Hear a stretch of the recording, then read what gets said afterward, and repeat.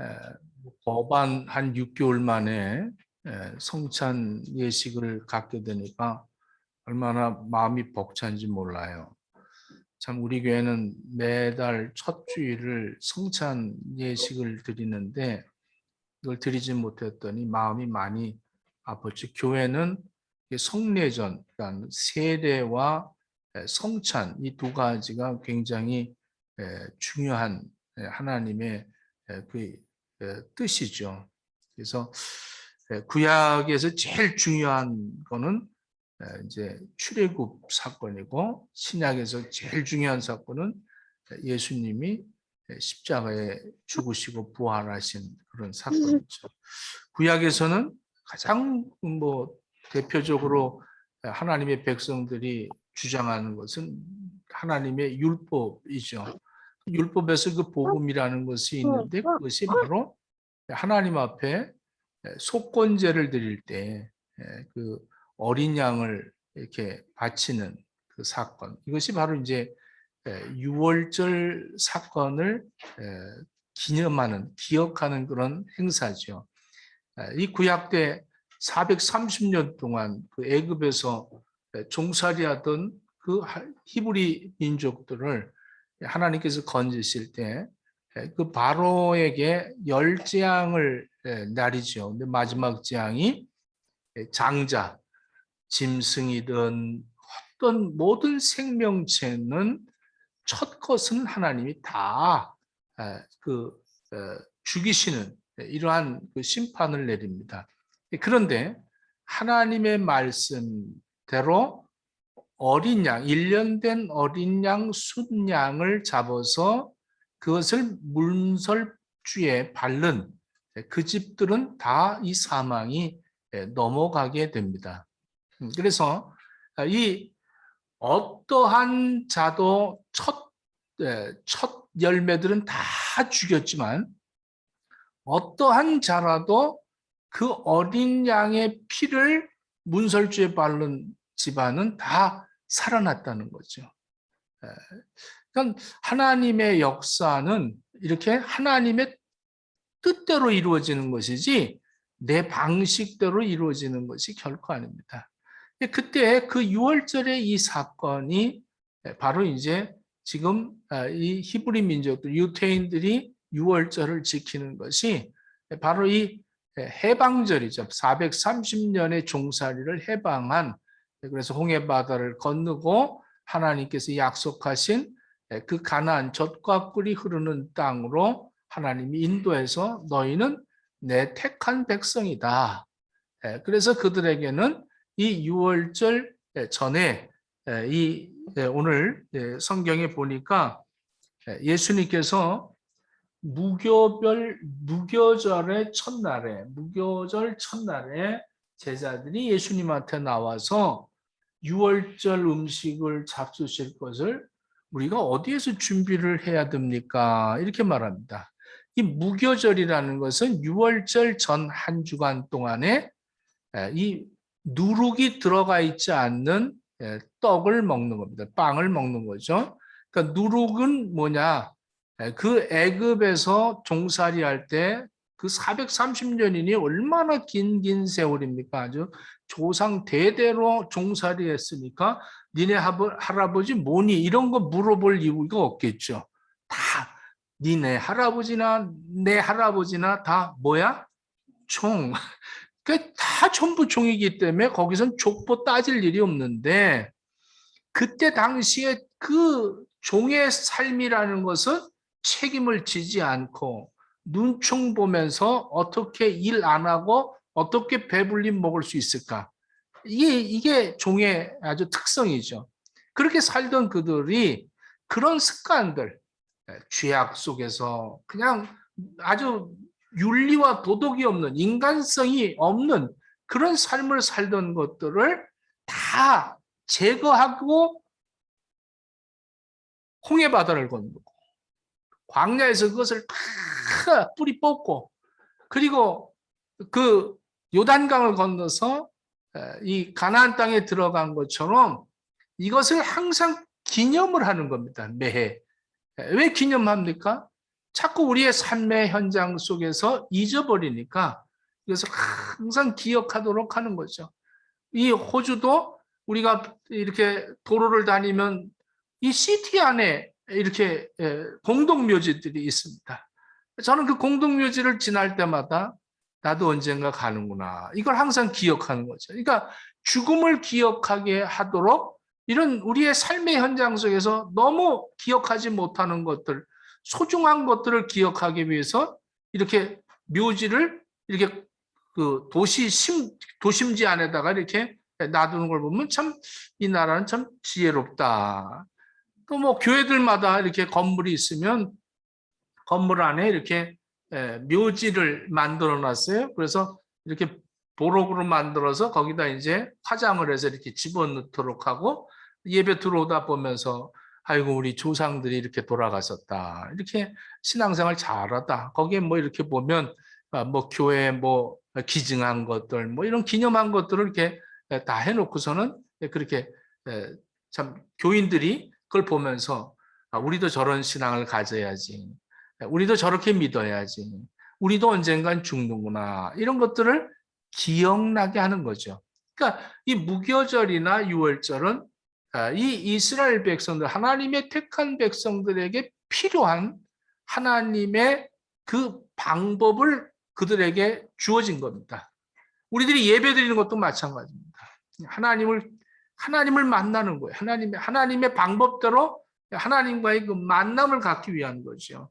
그래서 6월절에 이스라엘 백성들이 그 종살이했던 것을 청산하고 무교병을 먹을 때 그 누룩이 없는 것들을 먹어서 죄악된 옛 모습을 다 옛 생활로 돌아가지 않도록 하기 위해서 죄 짓지 말고 살기 위해서 그런 것들을 우리가 그 기념일 때 하면서 우리가 다시 재정비를 하는 그러한 시간으로 그 기간을 두었습니다.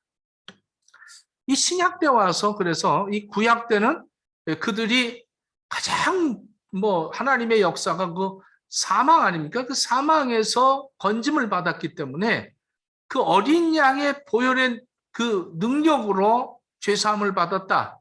이것을 신약에서 가르쳐 주는 것이죠. 그 어린 양 예수, 온 인류의 죄악을 구원하기 위해서 피 흘리기 위하여 이 땅에 오신 하나님이 인간의 육신을 입고 오신 그 예수 그리스도는 말씀대로 오셔서 말씀을 그대로 성취하시고 말씀대로 다시 오실 겁니다. 말씀대로 심판하실 것입니다. 그래서 요한복음에는 말씀이 육신이 되어 우리 가운데 거하심에 하늘에는 영광이고 우리에게는 은혜다. 이렇게 은혜와 진리가 충만하더라. 이렇게 말하고 있습니다. 이 6월절 사건을 통해서 해방된 이스라엘 백성들은 하나님의 구원의 은총을 감사하고 한 주간 동안에 하나님 앞에 예배를 드리는 이러한 날이었습니다. 이스라엘 백성이 그 애굽에서 살았던 모든 것들을 기억하지 않으면 또 글로 또 돌아갔지는 않았는가? 내 삶이 또 애굽으로 가지 않았는가? 이런 것들을 다시 한번 점검하는 그러한 의미를 가진 것이 유월절과 무교절입니다. 이 대대로 영원토록 주님 오시는 날까지 그들은 이것을 지켜야 할 규례로 여겼습니다. 예수님의 제자들이 이 절기가 돌아오니까 이 무교절이 이제 첫날인데 주님 우리가 어디서 유월절 음식을 준비해야 됩니까? 이렇게 질문합니다. 그랬더니 예수님께서 대답하시기를 성안 아무에게나 18절 성안의 아무에게 가서 이르되 선생 말씀이 내 때가 가까웠다. 내 제자들과 함께 6월절에 내 집에 가서 지켜야겠다 하라. 이렇게 말씀을 합니다. 예수님께서 예루살렘 성안에 있는 아무개의 집에서 6월절 음식을 드실 것이라고 말씀합니다. 여기서 아무개 이름이 없다는 거죠. 무명으로 우리도 이렇게 뭐 할 때 무명 이렇게 되듯이 아무개 이건 저도 될 수 있고 여러분들도 될 수 있는 거예요. 아무개 그냥 이름도 없이 주님을 영접해서 유월절을 준비하겠다. 우리는 조금만 해도 생생되잖아요. 꼭 내 이름 들어갔니? 주보에도 헌금하고 내 이름 들어갔나? 제일 먼저 보는 게 사진을 봐도 수백 명이 있어도 사진에 자기 사진, 자기 얼굴만 찾잖아요. 안 그래? 한 사람 한 사람 따지면서 찾습니까? 아니면 내 얼굴 어딨나? 이렇게 찾잖아요. 6월절 장소를 제공해 주는 사람이 이름이 없었다는 거예요. 아무개. 여기에는 큰 뜻이 있는데 그것은 예수님께서 예수님의 제자들의 그 핍박을 받을 것을 감지해서 그들에게 이렇게 참 예비해 놓으셔도 드러내지 않도록 그런 사람들이 많이 있습니다. 그 물동이를 지금 그 마가복음이나 누가복음에 보면 이걸 구체적으로 이렇게 기록되어 있는데 물동이를 쥐고 가는 사람을 만나면 그 사람에게 가서 얘기하라 그러면 큰 다락방이 아마 준비되어 있을 것이다. 아주 큰 저택이라는 거죠. 6월절 만찬을 준비하는 숨어있는 제자가 있다는 것이죠. 주님께서 예루살렘을 입성할 때에도 나귀를 제공한 사람이 있습니다. 그것도 이름이 없어요. 아무개. 가면 주님이 쓰시겠다 하면 바로 보낼 것이다. 또 300데나리나 되는 그런 향유를, 값비싼 향유를 부었던, 아낌없이 부었던 그런 사람들. 이렇게 예수님 곁에 12제자뿐만 아니라 흩어져 있는 그 이름도 없이 빛도 없이 주님을 섬기고 준비하고 언제 쓰실까? 언제든지 말씀하시옵소서 즉시 행하겠습니다 하고 준비되었던 그런 제자들이 있었다는 거죠. 우리 시대에도 마찬가지입니다. 준비되어 있는 사람들이 있어요. 이렇게 교회는 그게 은혜인 거예요. 그게 은혜. 그게 성장이고 그게 부흥이죠. 이름도 없이 빛도 없이 숨은 성도들의 그 아름다움 때문에 교회가 이루어져 가고 있는 거예요. 복음이 전파되어 가고 있는 거예요. 이스라엘을 장자재앙으로부터 구원하는데 필요한 그 유월절 양에 대한 조건이 바로 이런 거죠. 흠도 없고 1년 된 수컷이다. 병들었거나 온전치 못한 것들, 이런 것들은 결코 유월절 양으로 쓰임을 받을 수가 없습니다. 유월절 양에는 완벽한 상태의 어린 양이 요구되는 것이죠. 이건 뭘 의미하느냐? 이 유월절을 통해서 이스라엘 백성들이 애굽의 노예 생활에서 해방된 그 출애굽 사건, 그러니까 죄인이 마귀와 그 죄의 사망에서 해방되어지는 구원받는 그 예표를 얘기하는 것인데, 이것은 어린 양으로 되어진 것이지 자기들의 어떤 공로로 된 것이 아니라는 거예요. 자기가 어떻게 무슨 액션을 취해서 하나님의 마음을 감동을 시켜서 내가 구원받은 것이 아니라 하나님이 양을 잡아서 피를 흘린 것을 문방에 발라라. 이것을 그대로 순종하면 그 사망이 넘어가서 구원을 받았다는 거예요. 이와 마찬가지로 지금 이 복음이, 그때 그 복음이 바로 지금 예수 그리스도라는 거예요. 그 본인 자체가 이월절을 지키는데 제자들과 어우러져서 처음으로 6월절 이 예수님께서 마지막 만찬을 하시는 그런 과정이 오늘 본문에 기록이 되어 있습니다. 예수님은 죄 없으신 분이 우리의 죄를 위하여 어린 양으로 십자가에 죽으셨다는 것이죠. 제자들은 예수께서 시키는 대로 유월절을 준비했고 20절에 저물 때에 예수께서 12제자와 함께 앉으셨더니, 참 이 순환을 겪으시는 목요일 밤입니다. 이 목요일 밤에 예수님께서 저물 때라고 하는데, 이것은 주님의 죽을 날도 가까웠고 하루의 저물 때, 인생의 저물 때 예수님께서 제자들과 함께 앉으셨다, 이렇게 말합니다. 최후의 만찬의 석상에서 아주 깜짝 놀랄 예수님께서 말씀을 합니다. 그들이 먹을 때 예수님이 말씀하기를 너희 중에 한 사람이 나를 팔리라 이렇게 말합니다. 참 뭐 기가 막힌 일 아닙니까? 갑자기 아주 이렇게 참 중요한 그 시점에서 예수님께서 말씀하기를 너희 중에 나를 팔 것이다 이렇게 얘기를 합니다. 그러니까 25절에 보니까 주여 내니까 이 가룟 유다도 25절에 그랬죠. 나입니까? 이렇게 물어봤어요. 납니까? 근데 가룟 유다도 안 물어보면 자기가 의심스러울 것 같으니까 아주 공통적으로 다 납니까 하니까 이 유다도 납니까? 하고 물어봤습니다. 그러니까 예수님 뭐라 했어요? 너다 이렇게 가르쳐 주셨습니다. 가르쳐 줬는데도 불구하고 자기는 아닌 척하고 있었다는 거예요. 이게 이제 문제죠. 우리가 신앙생활할 때 너희 중에 나를 팔 자가 있다. 예수님을 따르는 사람들 중에 나를 팔 자가 있다고 하는 것은 우리 중에 있다는 거예요. 구원받은 우리들 중에 예수님을 팔 자가 있다. 여러분들, 납니까? 나를 점검해 봐야 되잖아요. 나를 점검해, 나 아닌가? 뭐 내가 그렇게 살았나? 내가 정말 예수님 팔아먹고 살 때가 얼마나 많았나? 예수님 잊어버리고 살 때가 얼마나 많았나? 예수님이 나를 위해서 십자가에 못 박혀 죽으신 그 보혈의 능력을 나는 언젠가 잊어버리고 그리고 내 의로 살고 내가 교만해지고 내가 잘난 체하고 나는 이렇게 고통을 겪을 때 예수님은 기억도 안 하고 내가 혼자만 이 세상에서 제일 많이 고통 겪는 것처럼 그렇게 나는 왜 이래야 될까? 이러면서 예수님을 고통 속에서도 잊어버리고 또 즐겁고 행복할 때도 예수님을 잊어버리고 이러면서 예수님을 팔아버리는 나 아닌가? 주여 납니까? 이렇게 모든 제자들이 자기 자신을 한번 돌아봤다는 거예요.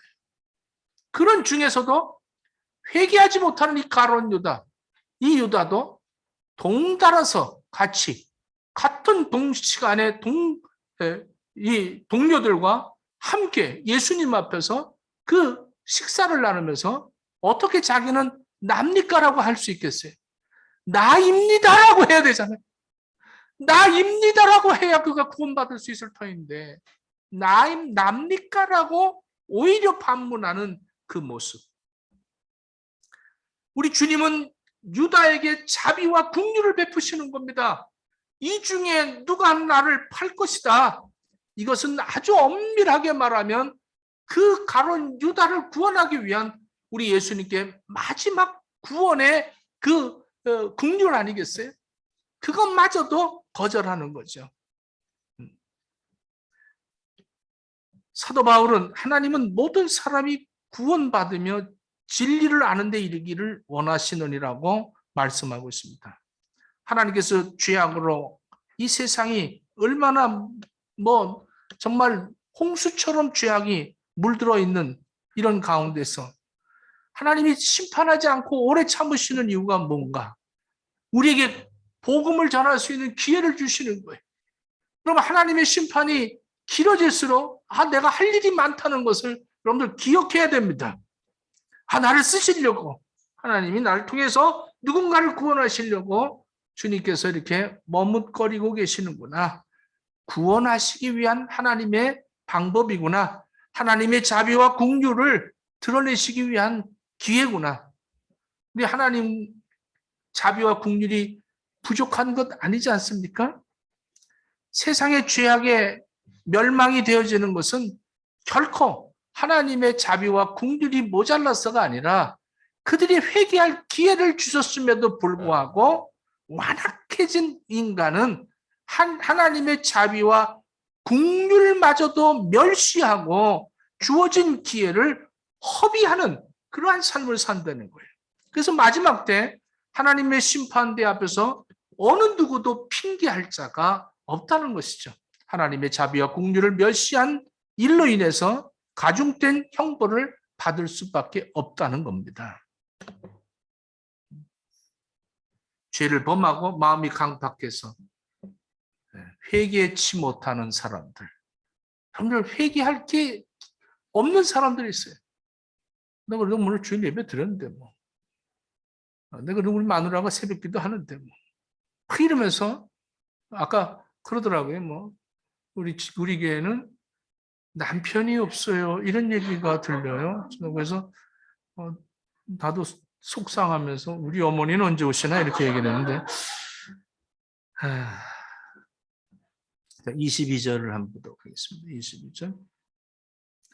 그들이 몹시 근심하여 각각 여짜오되 주여 나는 아니지요. 대답하되 이르시되 나와 함께 그릇에 손을 넣는 그가 나를 팔 것이다. 24절. 인자가 자기에게 대해 기록된 대로 가거니와. 예수님은 말씀대로 오셔서 말씀대로 가지만 인자를 파는 그 사람, 이 가룟 유다는 화가 있을 것이다. 그는 차라리 나지 않았더라면 좋을 뻔한 그런 사람이다. 이렇게 말합니다.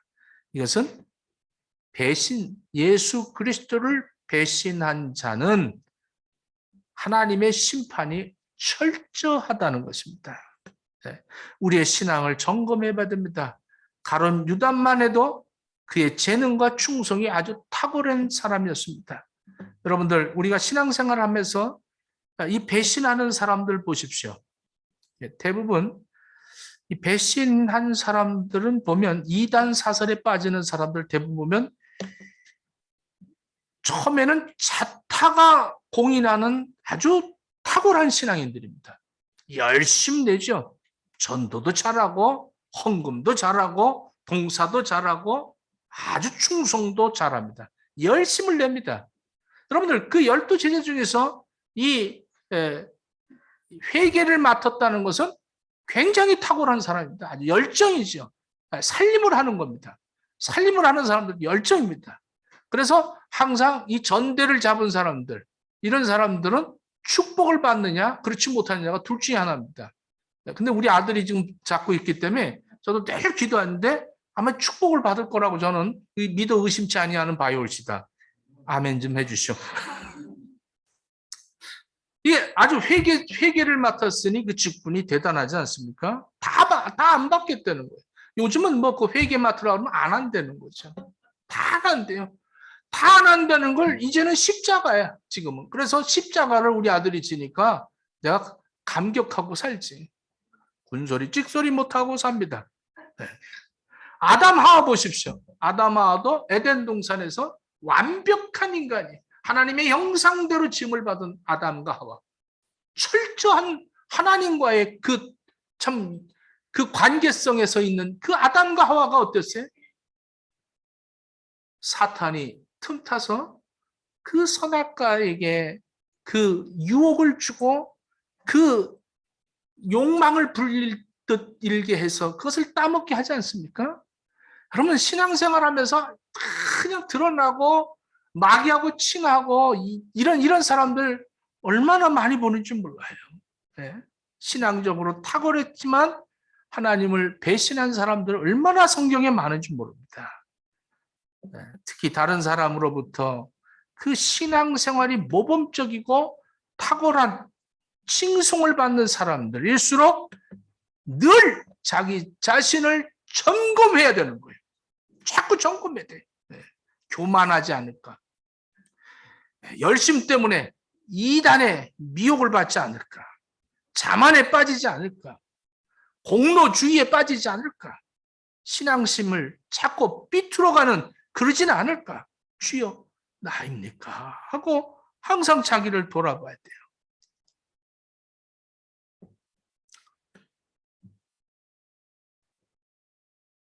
제자들 참 나입니까 하면서 참 이 말씀을 들으면서 얼마나 참 같은 공동체 안에 이런 사람이 있다는 것이 얼마나 고통스럽겠어요. 시편 41편 9절에 보면 내가 신뢰하여 내 떡을 나눠 먹던 나의 가까운 친구도 나를 대적하여 그 발꿈치를 들었나이다. 우리 예수님께서 나는 말씀대로 기록된 대로 나는 간다. 그러나 나를 파는 자는 그거는 차라리 안 났으면 좋을 뻔했다. 이렇게 말합니다. 우리의 이웃은 우리가 전도하고 사랑을 베풀어야 할 대상이지 신뢰할 대상이 못 됩니다. 그래서 서로가 부부간에도 뭐 믿어 이러다가 헤어지는 사람 많습니다. 그게 아니라 사랑해 미안해 내가 더 섬겨주지 못해서 이런 대상이 되어져야 돼요. 옆 사람한테 여러분 가족들이니까 한번 해보세요. 아들아 딸아 내가 널 참 이렇게 사랑해주고 내가 너를 참 해주지 못해서 미안하다. 엄마 나 믿지? 이거 속지 마십시오. 다윗도 자기 아들을 압살롬이 배신했습니다. 여러분들 다 사랑으로 키우시고 사랑으로 부모를 효도해야 되는 겁니다. 인간들은 하나님처럼 의지할 것이 안 되는 거예요. 사람을 의지하는 사람은 언젠가 실망하고 상처받아요. 예수님은 분명히 말씀합니다. 내가 너희들과 같이 있지만 여기서 나 팔 거다. 나는 말씀대로 죽는다. 그러나 그 사람은 그렇지 않다. 참 마음이 아픈 그런 참 그 가룟 유다 젊은 나이에 참 그는 철저하게 심판을 받게 됩니다. 이렇게 하나님을 배신한 사람들 하나님께서 일말의 동정심도 보이지 않습니다. 하나님은 배교하기 전까지는 선지자들을 통해서라도 회개하게 만듭니다. 또 우레를 통해서도 어떤 지진을 통해서도 이 자연 환경을 통해서라도 회개하게 만드는데 일단 하나님을 배교한 사람들은 하나님은 조금도 용납하지 않으시는 것 여러분들 명심하십시오. 하나님을 떠난 이스라엘 백성들 바벨론을 통해서 살육당합니다. 포로 생활합니다. 교회를 해롭게 만드는 아나니와 삽비라들 보십시오. 아나니아와 삽비라 같은 사람들 그 자리에서 즉사합니다. 하나님이 세우신 모세를 배역했던 그 고라당들도 불태워 없애버립니다. 다윗 왕국 때 압살롬 보십시오. 하나님의 이 복음의 사역, 구원의 사역에 방해하고 심판받는 사람들 성경에는 누누이 기록되어 있습니다. 하나님은 왜 이렇게 반역자와 배교자들을 이렇게 일말의 국률도 보이지 않는가? 그들이 진리를 알고 있으면서도 진리를 배신했다는 거예요. 이게 문제인 겁니다. 알면서 배신했다. 이게 큰 문제인 거죠. 모르면 괜찮아요. 근데 알고도 배신했다는 거예요. 하나님의 사랑을 알고도 그 사랑을 짓밟아 버렸다는 겁니다. 이 신약 시대에 와서 또 배교는 아주 무서운 겁니다. 하나님의 진노를 당하게 되는데 이것은 그리스도의 피를 헛되게 만드는 겁니다. 성령을 거스리는 죄라는 거예요. 이것이. 배교한 자에게 발견되는 공통된 것이 하나 있는데 그건 뭐냐면 교만과 탐심입니다. 교만하든가 탐심을 갖고 있는 거예요. 그래서 항상 하나님보다 물질을 더 갖고 물질이 더 의지하고 물질이 많아야 내가 축복받은 것 같이 여기고 그 다음에 교만해서 하나님을 잘 믿는 것처럼 내가 어릴 때부터 나는 이렇게 하나님 말씀을 잘 지켜왔습니다. 이 탐심과 교만을 절제하지 못하는 거죠. 그래서 세상으로 돌아가는 거예요. 믿음보다 세상으로 가는 거죠. 하나님이 버리시면 세상에서 형통한 것처럼 사탄이 지원해줍니다. 하나님을 버린 자들은 사탄이 지원해. 거봐 잘했다 야 와라. 너는 형통할 거야. 풍요로울 거야. 이제 잘 살 거야. 행복하지. 너 신앙생활 하니까 좋지. 먹을 거 먹어 마셔. 술 한 잔 마셔. 담배 펴. 도름해. 마음대로 해. 놀러 갈 거 가고 주일날 너 지금까지 너 예배 지키느라고 너 못 다녔는데 다녀라. 카라반 타갖고 다니고 좋은 거 많다야. 실컷 놀아라. 마음껏 먹어라. 윤택하고 풍요롭고 왜 이렇게 애들이 공부도 잘하는지 모르겠어요. 내가 집을 사면 집이 자꾸 이렇게 금방금방 그냥 이렇게 이렇게 가격이 올라가네요. 우리는 그냥 일로 가도 잘 되고 절로 가도 잘 되고 너무 잘 됩니다. 할렐루야. 예수 믿었을 땐 그때는 얼마나 힘들었는지 몰라요. 이래. 그 왜 그런 줄 아세요? 불탈 거니까. 여러분들 밭에 이렇게 모종을 했는데 그 밭에 그냥 어느 날 그냥 풀들이 막 자라는 게 그게 형통입니까? 여러분들 거기서 내 밭에 풀들이 많이 자라는 게 그게 형통이냐고. 다 뽑아봐 없어질 것인데 세상은 다 불타서 없어질 것이라고. 그걸 풀로 못 보니까 문제지. 그게 열매인 줄 안다니까 그것이. 그래서 그거 많았으면 좋겠다는 거예요. 그게 많을수록 더 부자인 줄 압니다. 그렇기 때문에 배교한 자들은 하나님이 버리신다는 거예요. 여러분 보십시오. 로마서 1장 24절을 보면 하나님께서 이렇게 말합니다.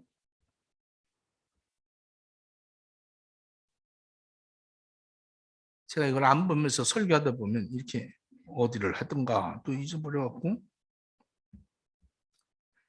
로마서 1장 24절에 마음의 정욕대로 버려두셨다는 거예요. 마음의 정욕대로. 26절에 부끄러운 욕심대로 버려두셨다는 거예요. 하나님 버리셨다는 거예요.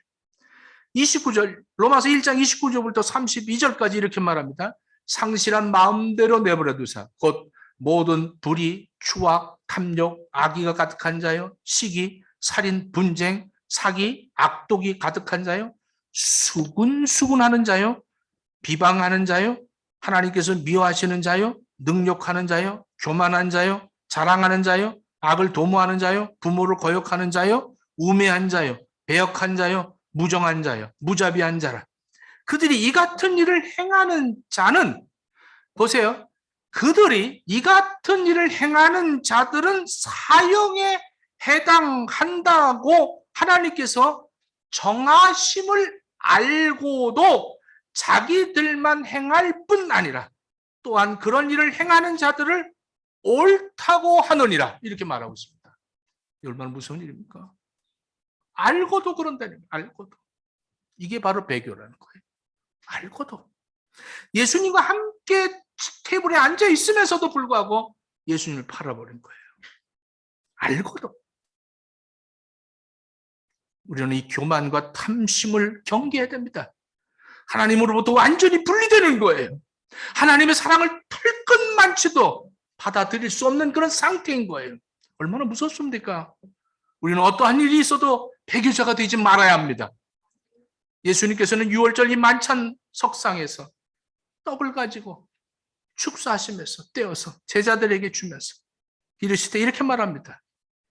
이것은 내 몸이라 하시고 또 잔을 가지시고 그것을 축사하시고 이거 마셔라. 이것은 너희들 죄사함을 얻게 하려고 많은 사람들을 위해서 흘려야 하는 나의 피 곧 언약의 피다. 이렇게 말합니다. 이것이 바로 최초의 성찬식입니다. 최초의 성찬식의 이 장면을 보십시오.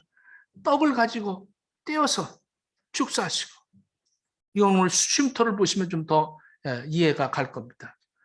떡을 가지시고 우리도 마찬가지예요. 예수님을 가지고 예수님의 그 사랑을 받아서 그것을 떼어서 나누어 주면서 이거 주님의 이 하나님의 말씀을 받아서 그걸 나누어 주면서 하나님 앞에 축복을 주는 거죠. 피를 흘리 그 언약의 피라는 게 하나님의 그 언약은 예수 그리스도다. 예수님 때문에 내가 십자가에 그 보혈의 능력을 힘입었으니 이 피를 나눠야겠다. 그래서 희생하는 거예요. 희생. 그 희생을 하면서 그들에게 이것을 나눈 거. 이게 내 삶의 성찬이 되어져야 되는 거예요.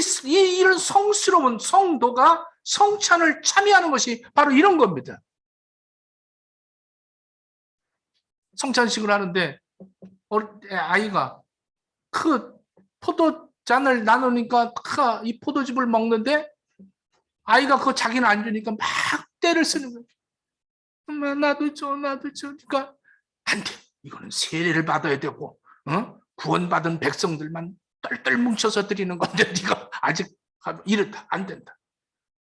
크막 우니까 사모가 보고 안 됐으니까 그 따르고 남은 그 포도즙을 갖다가 이만한 컵에다가 갖고 갖다 줬다는 거예요.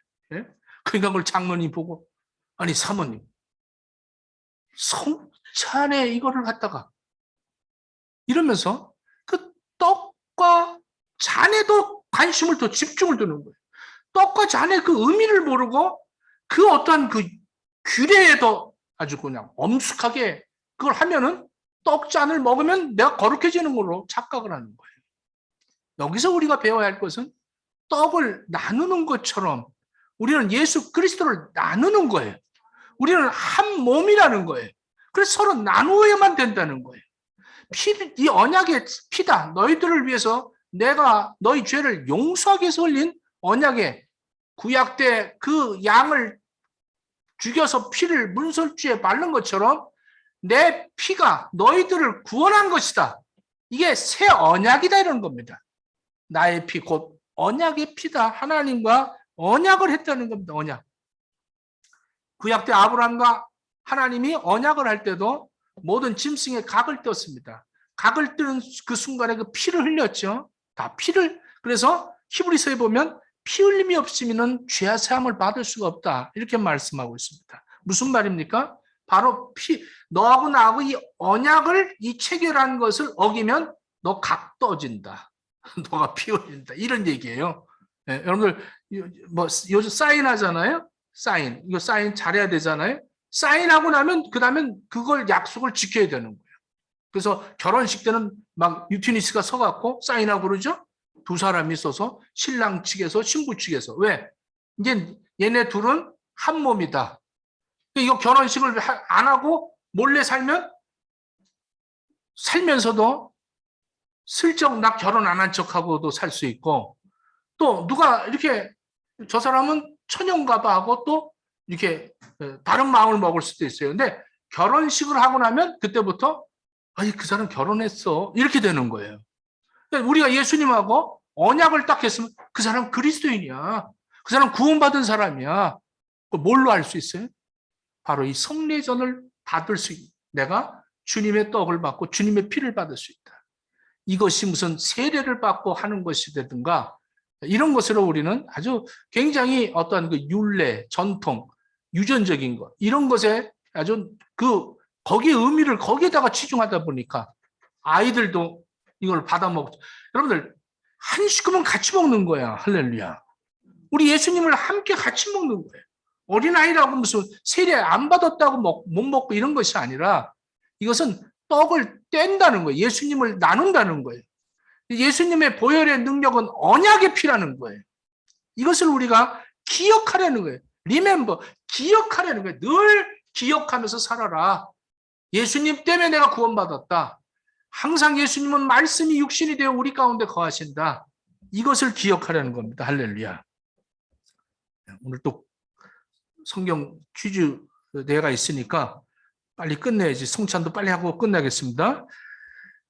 자, 어디 갔어? 우리가 살면서 예수님을 잊어버리는 건 배교예요. 무슨 얘기인지 알겠습니까? 예수님을 잊지 말아야 돼요. 여러분들 아프십니까? 예수님을 기억하십시오. 예수님을 기억해야 됩니다. 예수님은 나보다 더 많이 아프셨겠다. 여러분들 내가 고통스럽습니까? 그래서 예수님을 기억해야 됩니다. 하나님의 말씀이 내 삶의 현장에서 드러나야 되는 거예요. 여러분들 막 열심히 하나님의 일을 하십니까? 교만하지 마십시오. 그거로 구원받지 않습니다. 고린도전서 11장 26절에 이렇게 말합니다.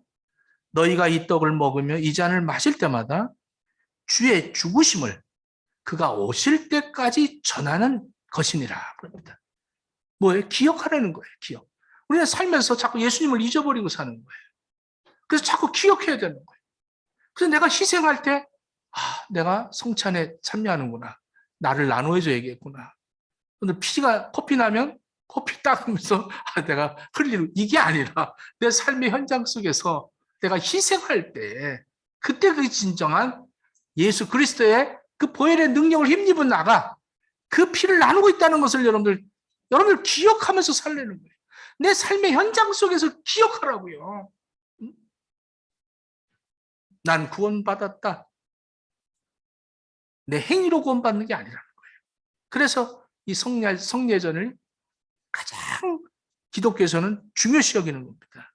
날 왜 잊어버리니? 내가 너하고 동행하고 있잖아. 근데 왜 날 잊어버리니? 내가 너보다 더 아팠잖아. 내가 너 때문에 울었잖아. 내가 너 때문에 더 많이 기도했잖아. 넌 나를 위해서 뭐 십자가 진 거 있니? 나는 너를 위해서 다 희생했건만. 너가 하는 게 뭐냐? 넌 자랑하니? 넌 아직도 네 욕망대로? 넌 아직도 애굽에 살고 있니? 넌 아직도 옛 모습을 그대로 갖고 있니? 이제는 그거 버려야 되잖아. 이 떡을 받고 떡을 나누면서 잔을 나누면서 이걸 기억해야 되는 거예요. 내 예수님 없이 살았구나. 내 생각에, 내 마음에, 내 언어에, 내 생활 속에, 내 물질 속에, 내 시간 속에, 내 가족 속에, 내 일터 속에 예수님은 전혀 없다. 정말로 세상 사람하고 동일하게 똑같이 그렇게 사는구나. 그런데 내가 그래도 그나마 믿음이 있어서 그런 것을 잘 못하고 거부하니까 나는 사는 게 굉장히 힘들구나. 벅차다. 이것도 잘해야 되고 교회 와서 또 잘해야 되고 너무 벅차다. 양쪽으로 왔다 갔다 하니까 제일 힘들다는 거예요. 어디 있든지 예수님과 동행하는 거예요. 어디 있든지 예수님과 함께하는 거예요. 이럴 때 우리는 기쁜 거예요.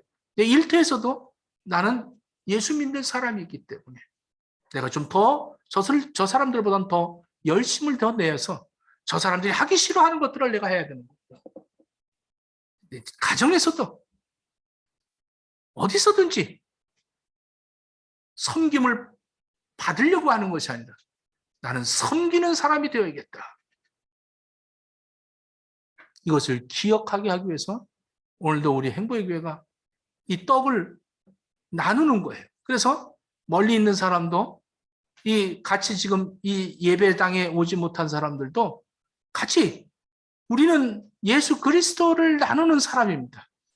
우리는 예수 그리스도의 그 보혈의 언약으로 구원받은 사람들입니다. 이것을 표현하는 거예요. 예수님을 기억하게 하는 거예요.